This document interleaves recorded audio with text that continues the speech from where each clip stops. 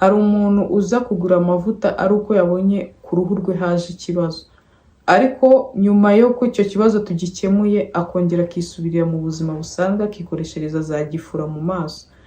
Ibyo ntabwo bizaguha result y'igihe kirekire.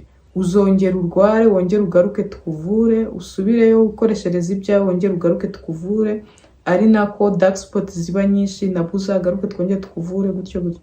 Niba ushaka ko ibiheri byawe bikira cyangwa kugira uruhu rwiza, hozaho, gira skin care routine ihoraho.